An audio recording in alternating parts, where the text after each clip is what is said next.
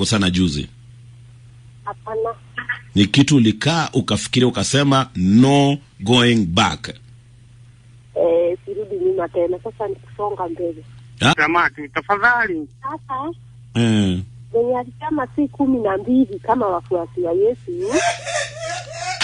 Ati nini si 12? Wenye alisema ni watu ni wengi, si 12 kama wafuasi. Alikwambia hivyo? Kama hao 12 aende atafute kwa hao 12, atapata mmoja hapo. Kwani walikuwa kwa 13?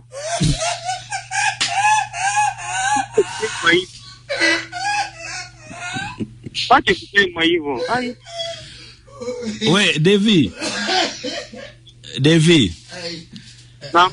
Pole sana kwa haya mambo yote ambayo unapitia.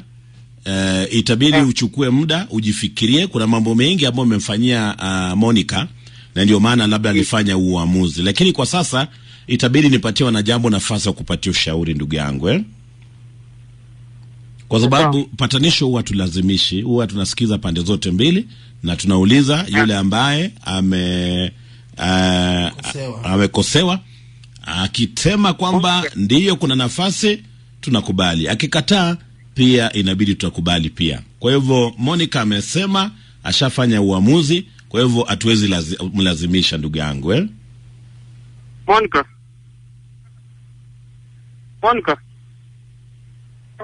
Hello. Yes. Tufanye hivi tu. Hata mimi nakupenda. Wacha kusema hivyo venye nasema. That's what nitakwambia. Kumbuka penye tumetoka na penye tunaelekea. Na tuko na mtoto. Anahitaji babake na mama yake.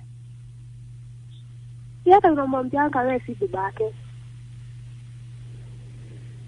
Haina shida basi. Haya, Monica, maneno ya mwisho ambayo ungependa kusema? Nitamwambia tu endelee na maisha yake. Na mimi niendelee na yangu, na aache kunisumbua na simu. Aache kusumbua na simu. Okay. Haya, pole sana Monica.